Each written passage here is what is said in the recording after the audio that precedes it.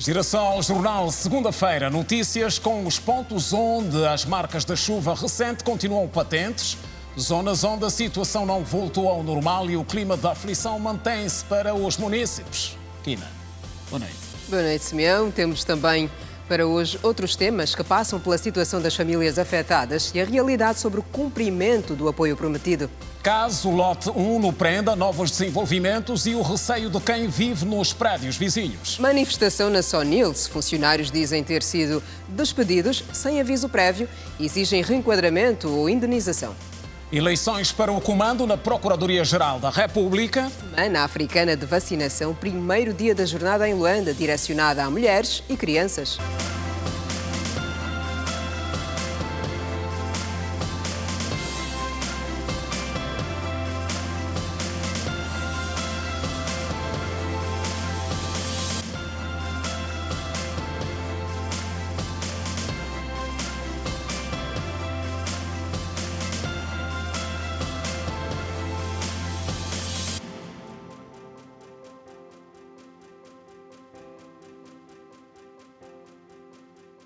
Olá, boa noite. Bem-vindos. A caminho de 3 dias sem chuva em Luanda, ainda são muitos os pontos onde as marcas da chuva recente estão patentes. Zonas onde a situação não voltou ao normal e o clima de aflição mantém-se para alguns moradores. O jornal começa hoje assim, a olhar para como estão algumas dessas zonas que foram mais afetadas e o ponto de situação de casos que carecem de intervenção urgente. Obra paralisada na vala de drenagem do sinal da Câmara no rio Cambamba provoca desespero aos moradores do bairro Malanjinho, no Quilamba Quiacho e do Casquel do Buraco na Maianga, em Luanda, que temem pelo desabamento das suas casas. No bairro Malanjinho, algumas casas já caíram e relatam que já houve mortos. Eu mudei do portão através da vala. A vala, como está a se cavar, não tem como. Então tenho que se mudar mesmo do portão. Fecho esse portão e meter ali através dos netos. Esse é morto. Depois não está a se cavar muito mesmo. Não tem como. Não tem o mesmo como ficar com os netos deste lado da vala. É assim que eu vim mesmo pedir mesmo ajuda mesmo. Venham mesmo, por favor. Porque estamos cansados mesmo com essa vala. As máquinas vieram cavar na vala. E quando chove, a chuva invade as nossas casas. Infelizmente, a casa do meu tio acabou de cair. Eu só quero saber por que o governo parou aqui a obra e foi dar continuidade aí no lado do Balumuca, quem vai aos Correios. Há 13 anos que a obra nesta vala que passa pelo rio Cambamba está paralisada. Por exemplo, esta casa no Casquel do Buraco, a qualquer momento pode desabar, principalmente se cair chuva. Nesta residência vivem 7 pessoas e elas temem pelas suas vidas. O que nos preocupa aqui é especialmente a obra aqui. Desde que parou, então a nossa preocupação, se for para sair, podemos sair.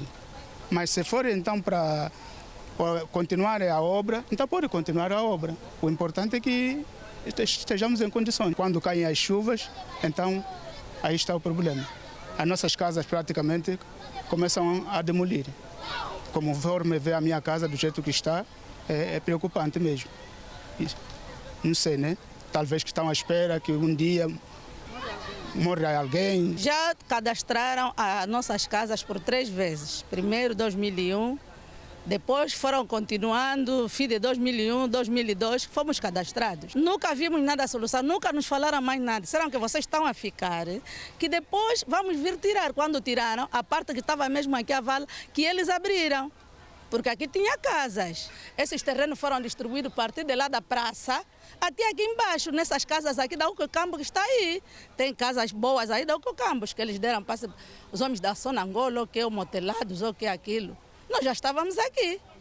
Como é que vai dizer que só viemos aqui agora? Se nós vimos a vala reabrir, pessoas todas que morreram, aqui já morreu muita gente. Foram levadas por água. E neste mês, numa visita realizada em várias valas de drenagem, o governador provincial de Luanda disse que essa e as demais valas vão ter uma intervenção por intermédio do PIL. A macrodrenagem em Luanda continua a ser esse desafio. As obras foram paralisadas em 2014 em alguns projetos, mas existem outros projetos de macrodrenagem que estão em curso. E acreditamos que no âmbito da aprovação do programa de intervenção para Luanda para os 5 anos. A partir deste ano, algumas obras de intervenção no domínio da macrodrenagem vão começar a ser feitas. O governo provincial de Luanda garante que houve um cadastramento e que tudo estão a fazer para resolver o problema. E diante desse quadro que se estende há vários anos em Luanda, não ficam de parte reflexões com perguntas como: até quando pode durar este cenário?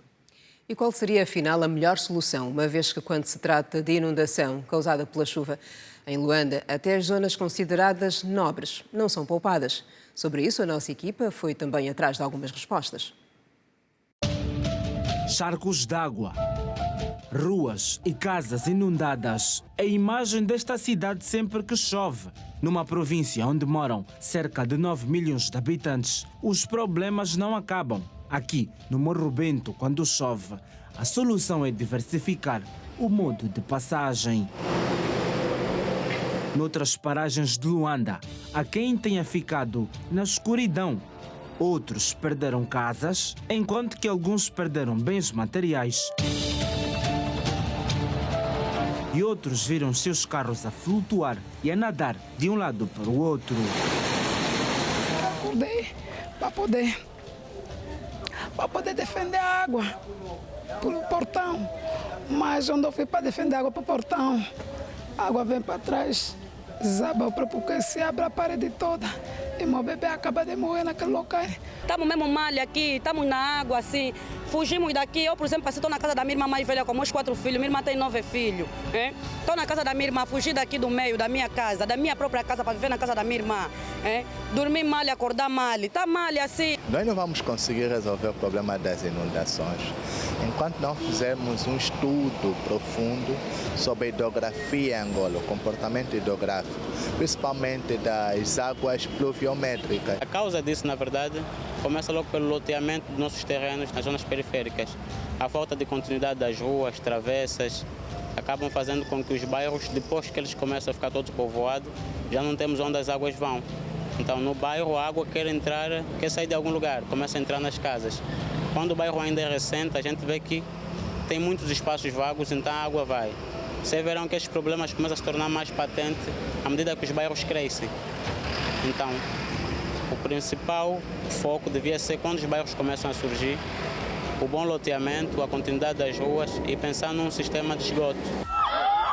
Mas afinal, qual é a solução para estes problemas? As chuvas em Luanda duplicaram este ano, comparativamente ao ano passado, na capital do país.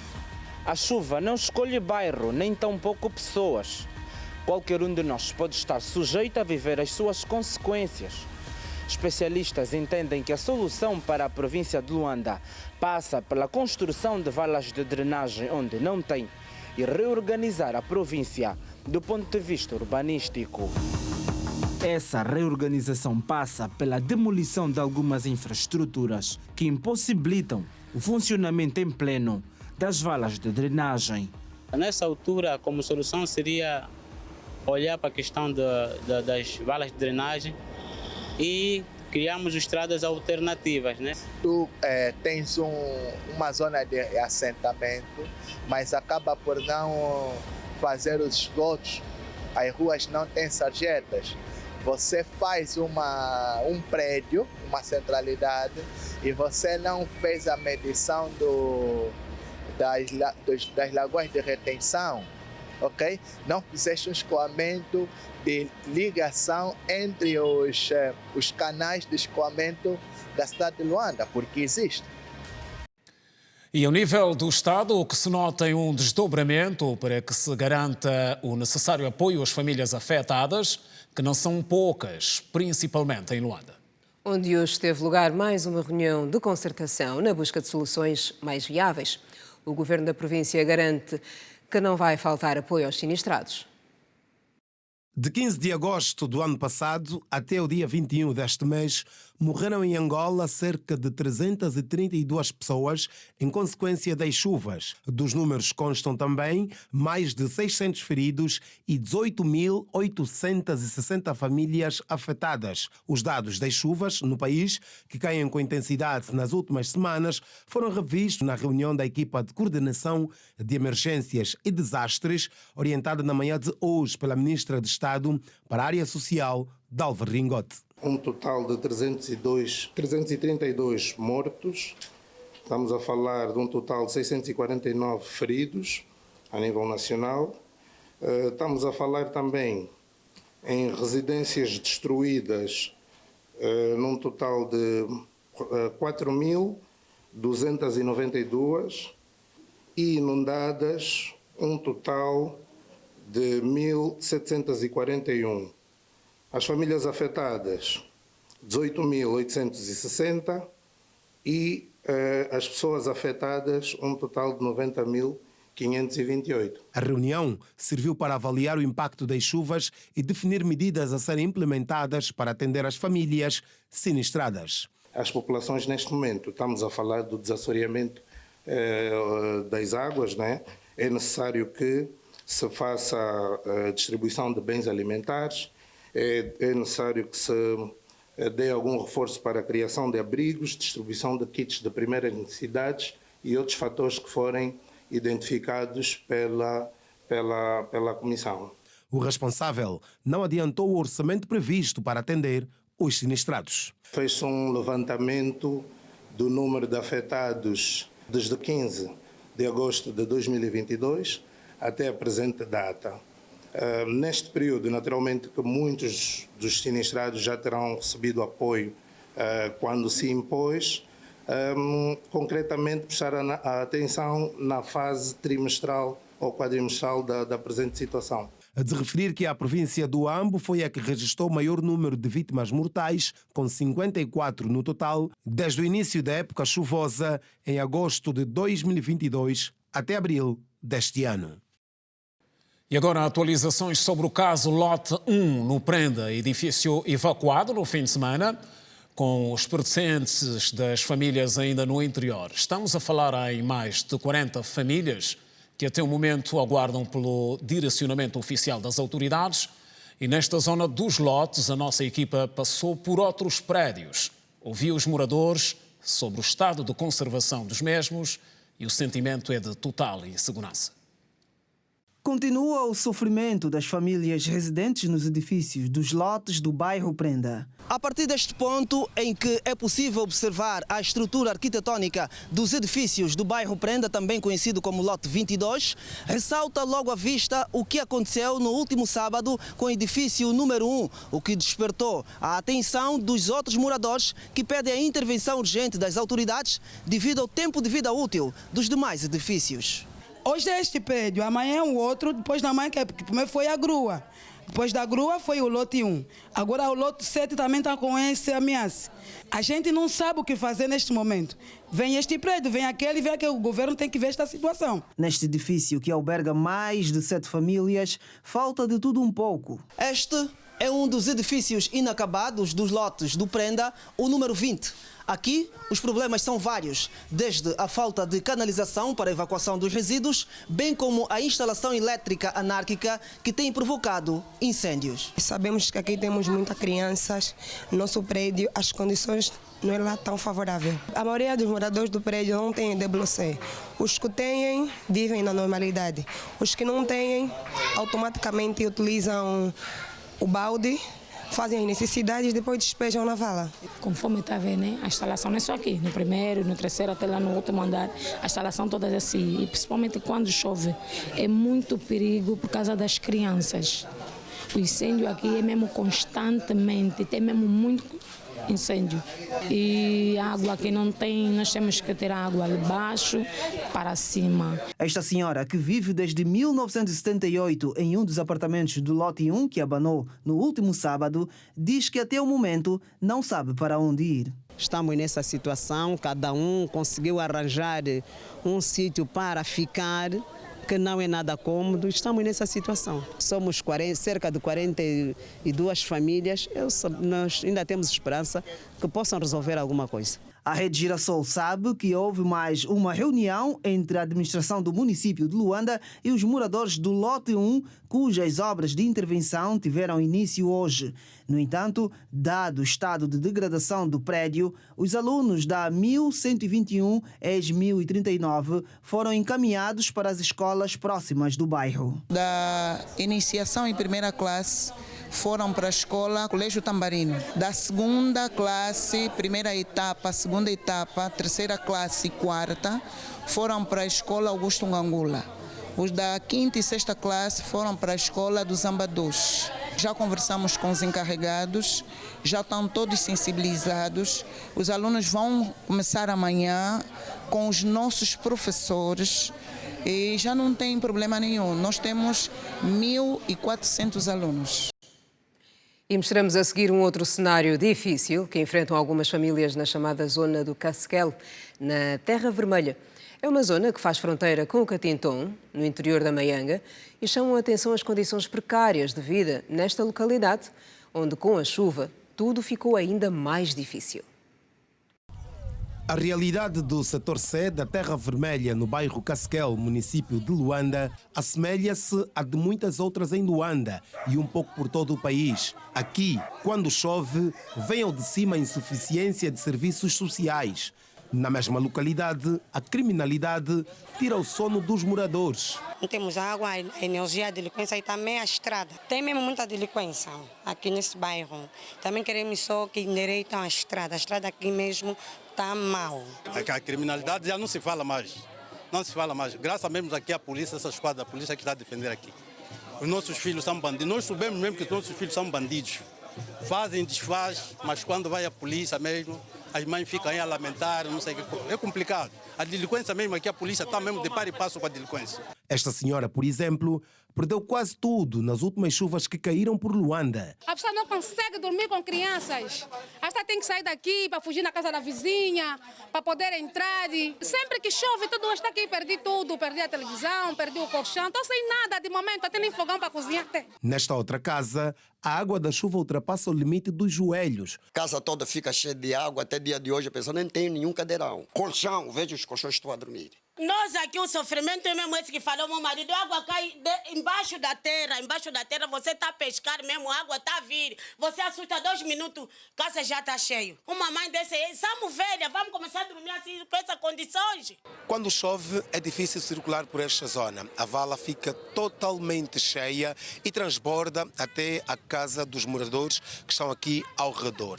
Nesta zona, falta de quase tudo, desde a água potável até aos serviços básicos de saúde e também de educação. A administração só tinha dito que vamos ter água e a água só vem sair no mês de dezembro. Ao fim de dezembro, dia 20, 25, começa a sair água. Até dia 5 de janeiro, de fevereiro, cortam. Temos uma escola pública do ensino primário, que é a escola 1141, a escola Vitória do Povo.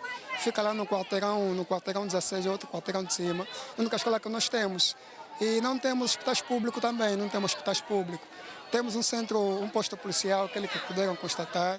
Bem, ainda temos muita dificuldade. Em solidariedade com os moradores, o projeto Meu Padrinho, Meu Mentor e a Aspaca fizeram hoje a entrega de bens de primeira necessidade para acudir às famílias mais desfavorecidas. A nossa intenção é trabalhar com as pessoas que estão com extrema vulnerabilidade, ajudarmos diretamente e também solicitarmos as outras pessoas que querem abraçar, dar sequência desse programa, porque até não vamos passar só por uma família, vamos passar por várias famílias. Então trouxemos esse kit de primeira necessidade que nós temos humildemente para essas famílias. Trouxemos alguns donativos, bens de primeira necessidade, como roupa e outros meios. A ASPAC é uma associação sem fins lucrativos. É a única forma que temos de dar o nosso braço, o braço da sociedade civil, a favor das pessoas de condição mais humilde.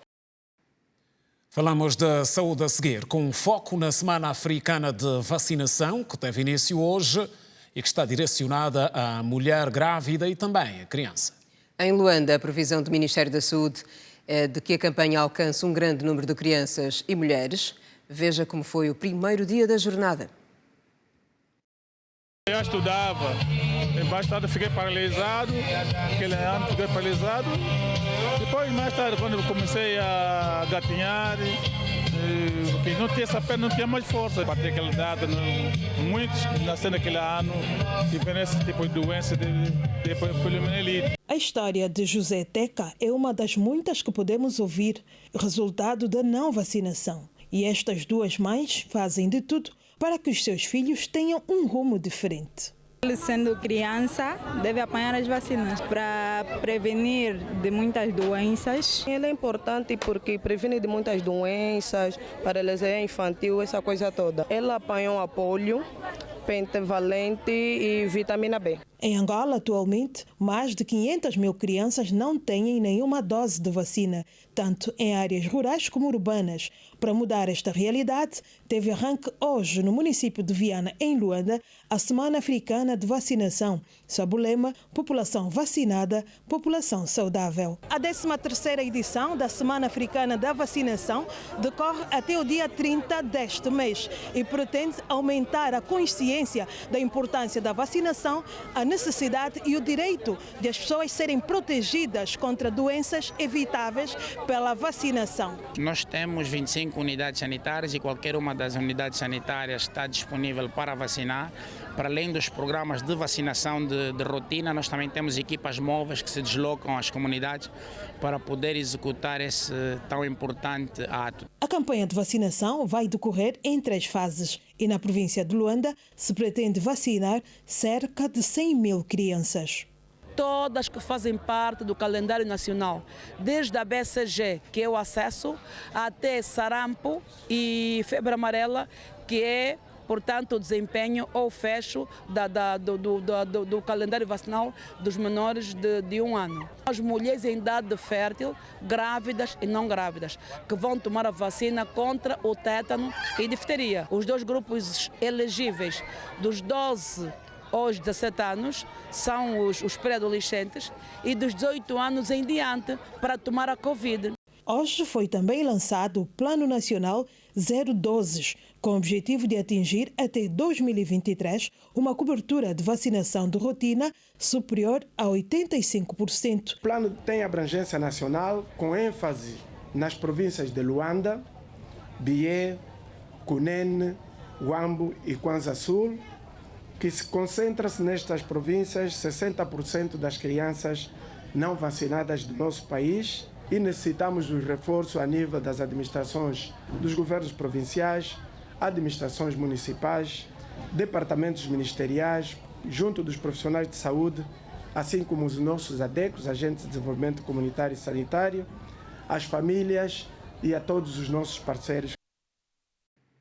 Ainda sobre saúde, pelo mundo assinala-se hoje o dia de combate à meningite, considerada como um grande problema de saúde pública.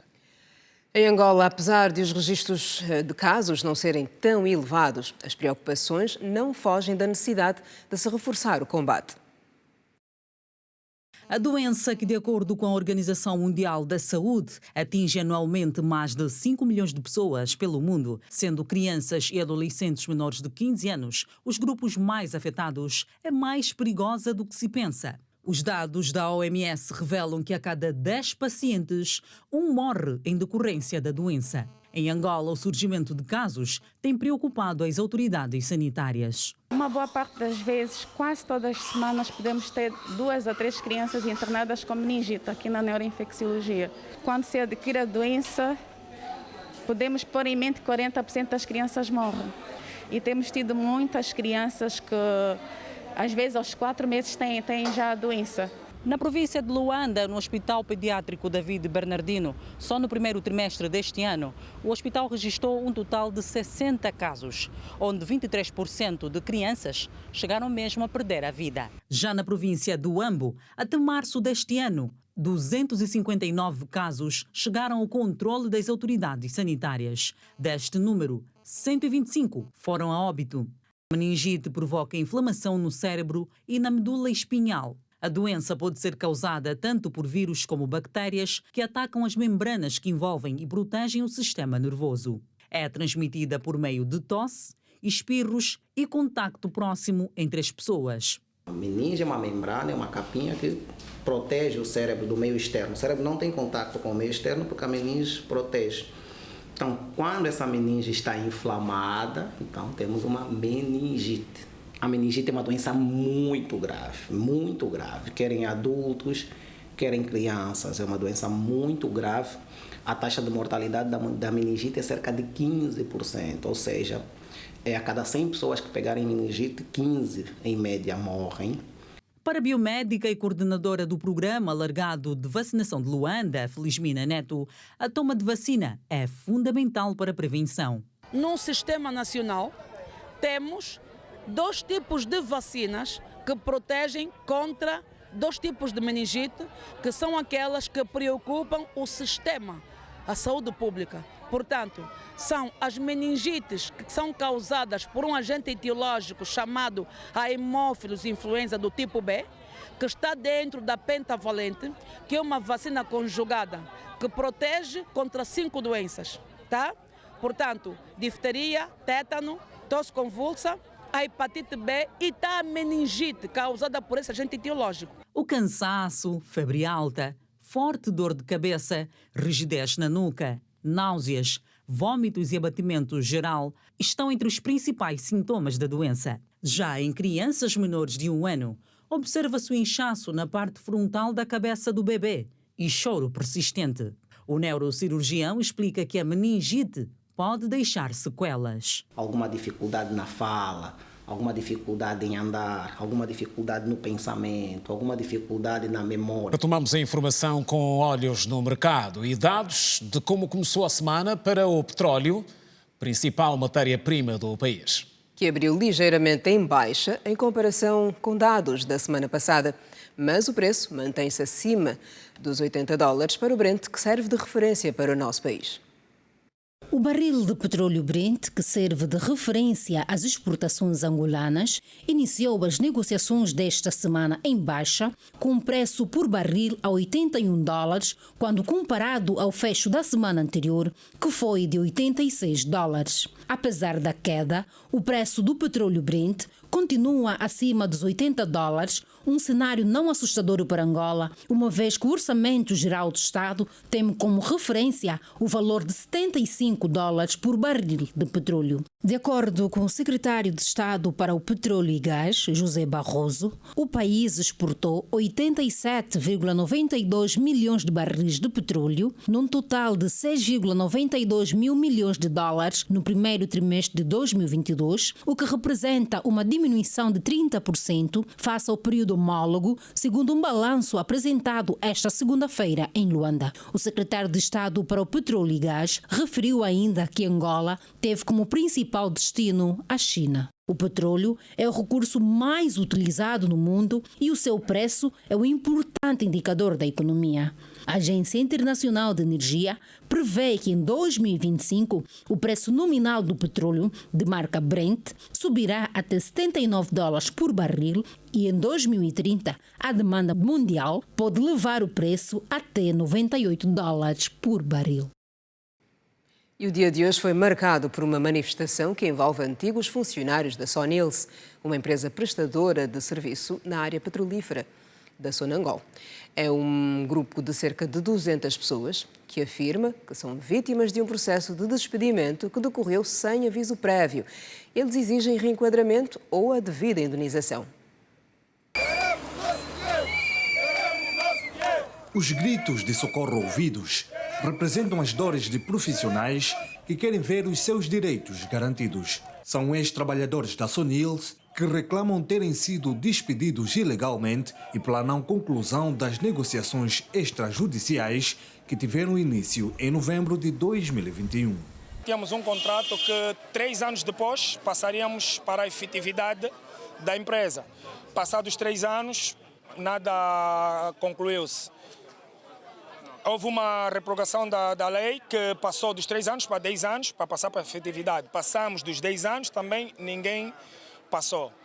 No ano 2017, reivindicávamos os nossos direitos pelo tempo que já passamos e discutíamos também pelos nossos salários, subsídios que nunca nos deram, mas no dia seguinte nos deparamos que chegamos no gate control, já não temos acesso à base. Estamos despedidos, fomos despedidos assim, verbalmente, sem nada. Nós precisamos que se resolva as situações dos ex-trabalhadores concernente ao despedimento que foi feito.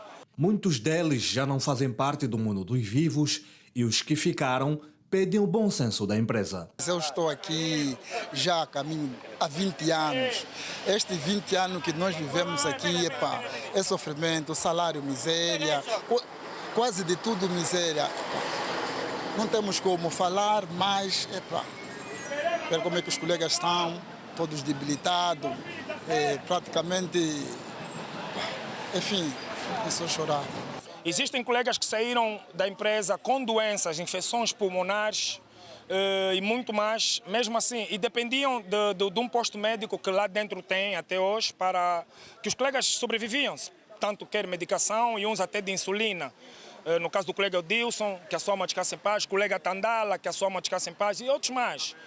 Foram, nesse momento, já perderam as suas vidas porque não tinham condições para custear a sua despesa, a medicação. Os manifestantes querem entendimento entre as partes e pretendem continuar com a greve caso a direção da Sonils não se pronuncie. Estamos aqui à espera do fim das negociações que a empresa quer ter junto dos advogados e, se posteriormente houver um entendimento, então a nossa manifestação para. Mas se não houver entendimento, estaremos aqui até que se resolva a nossa situação. Os mais de 200 ex-trabalhadores da Sonils reclamam que foram despedidos sem aviso prévio e que a direção até agora não se predispõe a negociar com eles. E nós tentamos entrar em contato com a administração da referida empresa, mas não fomos atendidos. E na Procuradoria-Geral da República teve hoje lugar o ato oficial de eleição do futuro Procurador-Geral da República e vice, processo que contou inicialmente com 10 candidatos e que chegou ao fim com apenas 9 concorrentes. Na corrida, Inocência Pinto segue como a mais votada.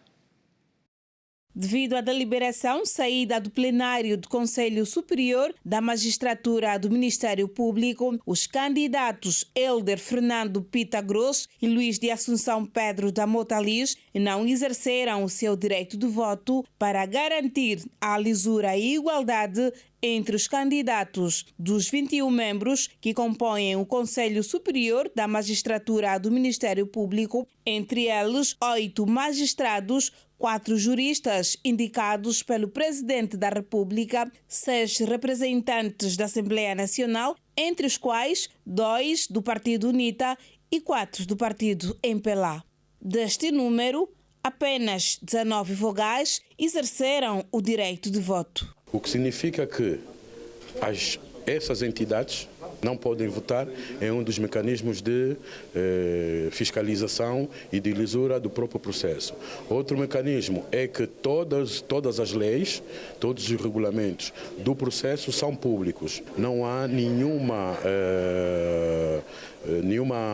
notificação de que o processo esteja a correr com alguma anormalidade. Questionado sobre a desistência do candidato Pedro Mendes de Carvalho à corrida eleitoral, o secretário em exercício do Conselho Superior do Ministério Público, Adalberto Luacute, disse que foi para facilitar a contagem dos votos. A desistência do senhor Dr. Pedro Mendes de Carvalho dependeu da sua consciência, da análise que ele fez ao próprio processo. Após o procedimento deste processo de eleição, o plenário do Conselho Superior da Magistratura do Ministério Público fará a homologação dos resultados. Os nomes, quer seja do Procurador-Geral da República, bem como do Vice-Procurador, só serão conhecidos quando a correspondência chegar ao gabinete do Presidente da República, João Lourenço, que tem a competência de nomear entre os 3 mais votados quem será o Procurador-Geral da República,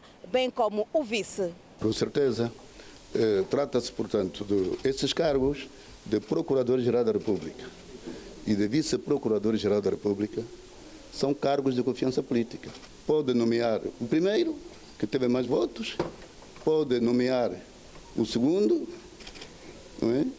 Que teve menos votos, e no caso, se houvesse um terceiro, também terceiro lugar, o presidente podia até nomear um terceiro. Mas agora, o senhor presidente vai escolher dos 3, não é? 2 apenas para o exercício desses cargos. Já foi apresentada em Benguela a estratégia de prevenção e combate à corrupção. Com o novo plano lançado recentemente aqui em Luanda, as autoridades esperam alcançar mais resultados e a tempo recorde.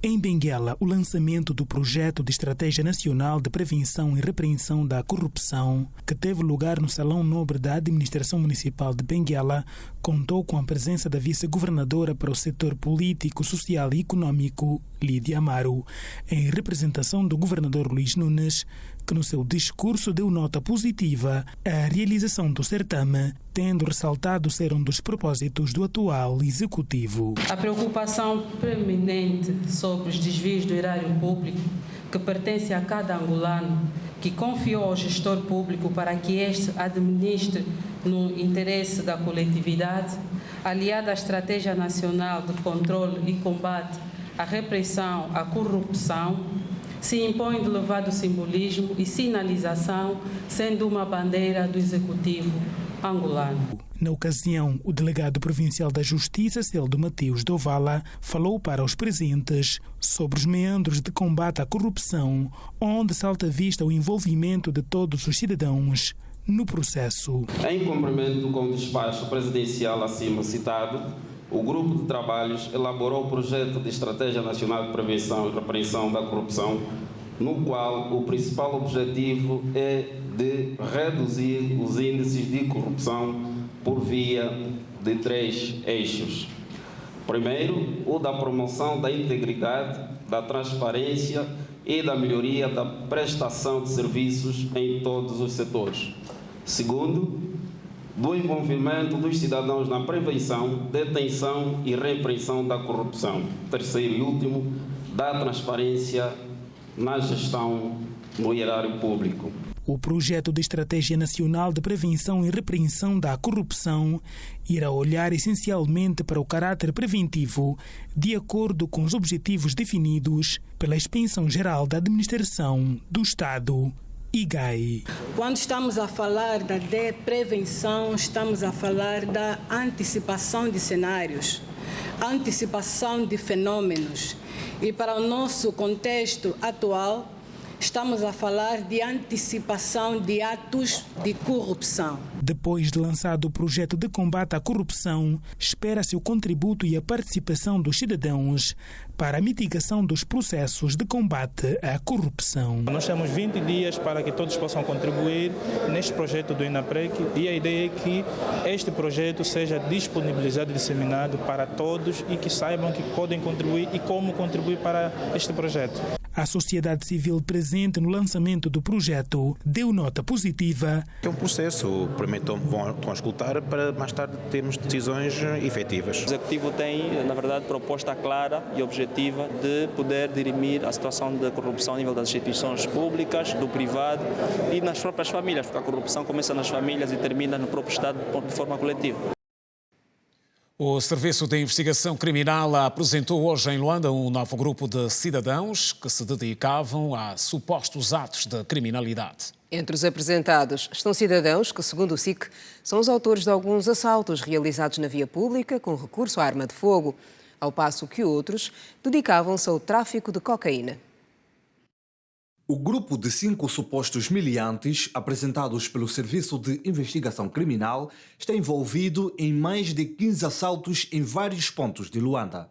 As maiores vítimas costumam ser os cidadãos estrangeiros que andam com altas somas em dinheiro. Tanto esses assaltos foram protagonizados na via pública e de forma preferencial a estrangeiros, isto muito propriamente em saídas de bancos, quando determinados estrangeiros, aqui com destaque a algumas nacionalidades, estamos a falar dos cidadãos libaneses, vietnamitas, chineses, mauritanianos e também, portanto, malianos. Os supostos criminosos estão bem identificados pela Polícia Nacional em termos de nomes e endereços, para que não sejam confundidos. Fazer nota aqui que estes indivíduos estão identificados por estes já detidos. José da Costa Pedro, também conhecido por Zeca ou Famoso, que é um condutor da viatura Elantra, que por sinal é da sua sogra. Um outro indivíduo identificado por Kilson Oscar Fernandes, também conhecido por Manucho ou Chororó, solteiro de 32 anos de idade, também um dos integrantes deste grupo. Um outro indivíduo é o Sidney Manuel Naval Santana, também conhecido por Sidney, de 30 anos de idade. Outro indivíduo, João de Almeida Pereira, também conhecido por Almeida ou Russo, de 30 anos de idade. Entre os detidos está Yakibó, um ex-condenado de prisão maior, solto na última amnistia, mas nem o perdão o impediu de traficar droga do tipo cocaína. Temos um outro indivíduo, que é o Daniel Osvaldo Tavares, também conhecido por Yakibó, de 33 anos de idade, residente no Kazenga, no bairro Cuca. Este indivíduo já tem passagens pela polícia, tal como os outros, mas esse aqui destaca-se pelo facto de ter sido já condenado por crime de roubo qualificado, cumpriu já a pena, embora terá recebido eventualmente perdão da pena, mas ainda vamos avaliar também em que situações é que ele foi solto, porque estava condenado a uma pena maior e foi muito recente. E este indivíduo foi encontrado em posse de 14 mortalas ou saquetas de droga do tipo cocaína. Na verdade, ele era o fornecedor da droga para este grupo de indivíduos. Casos de malária aumentam no Malawi após desastre causado pelo clima. O assunto é para ver a seguir em desenvolvimento no Compacto de Atualidade Internacional com Edna Firmino. Edna, boa noite. Boa noite, Quais são as novidades hoje? Boa noite, Simeão. Infelizmente, os desastres aconteceram no Malawi e Moçambique desde a passagem do ciclone Fred. Boa noite a todos. O aumento de mortes por malária no Malawi, causados por desastres climáticos, ilustram a necessidade de aumentar as ações de luta contra a malária, informou o chefe global de saúde antes do Dia Mundial da Malária, assinalar-se a 25 de abril. A OMS disse que houve algum progresso na luta contra a malária, mas enfatizou que uma criança ainda morre da doença a cada 1 minuto. Confira agora outras notas internacionais. À medida que os combates aumentam no Sudão, grupos comunitários, sites e aplicativos entraram em ação para conectar os cidadãos com recursos vitais. Para lidar com a escassez de suprimentos, o médico de Khartoum, Makran Walid, de 25 anos, construiu uma forte comunidade de 1.200 membros no WhatsApp, onde os residentes podem compartilhar informações sobre onde encontrar bens essenciais. Walid disse que o item de maior demanda é a água potável, seguida de remédios para doenças crônicas. O desenvolvedor web Fred Adel, da Arábia Saudita, transformou o seu site pessoal em uma plataforma onde as pessoas podem solicitar ou oferecer assistência com base em sua localização.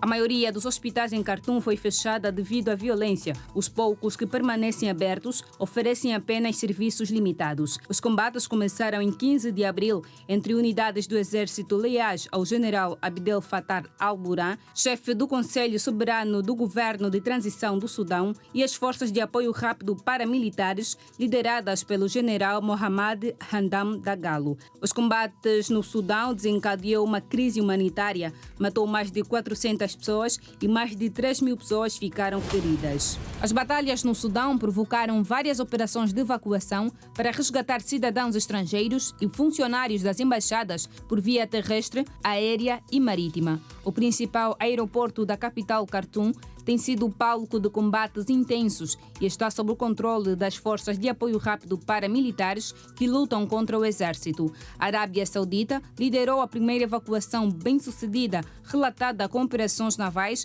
e resgatou mais de 150 pessoas, incluindo diplomatas estrangeiros e autoridades de Porto Sudan neste sábado.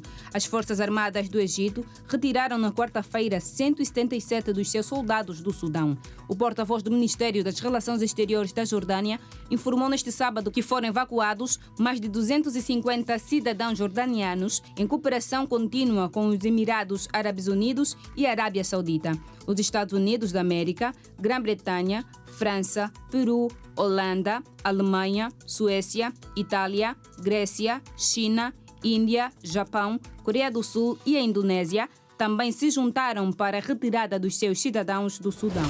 A polícia queniana recuperou 58 corpos, a maioria de valas comuns, em uma floresta no leste do Quênia. Supostamente, seguidores de uma seita cristã que acreditavam que iriam para o céu se passassem fome, informou o chefe da polícia do país nesta segunda-feira. Todos os mortos eram seguidores da autoproclamada Igreja Internacional das Boas Novas e viviam em vários acampamentos isolados em uma área de 800 hectares dentro da floresta no Quênia. O número de mortos aumentou à medida que as exumações foram realizadas e pode aumentar ainda mais. O líder do culto, Paul Mackenzie, está preso desde 14 de abril. A Cruz Vermelha do Quênia disse que 112 pessoas foram dadas como desaparecidas e o presidente do Quênia, William Ruto, disse que os ensinamentos de Mackenzie eram contrários a qualquer religião autêntica. Do Compacto Internacional é tudo. Kina e Simeão, continuação de um ótimo jornal. Boa noite. Boa noite, Edna. Bom descanso para ti. Estamos juntos, Edna. E nos Estados Unidos da América, entre outros assuntos, não menos importantes, os destaques passam hoje pelo subsídio de desemprego. Que aumentou o número de pessoas que se inscrevem para solicitar o referido subsídio, o que mostra que houve uma redução na oferta de emprego nos Estados Unidos. Depois de os novos pedidos de subsídio de desemprego nos Estados Unidos terem registrado uma diminuição, situando-se na ordem dos 228 mil na última semana de março, neste mês o cenário mudou. As inscrições para o subsídio de desemprego aumentaram para 245 mil na semana passada, segundo dados divulgados pelo Departamento do Trabalho dos Estados Unidos. Na semana que terminou a 8 de abril, havia mais de 1 milhão de pessoas que recebiam subsídio de desemprego. Entretanto, a média de pedidos registrou um ligeiro recuo para 239.750 em 4 semanas em relação à média anterior.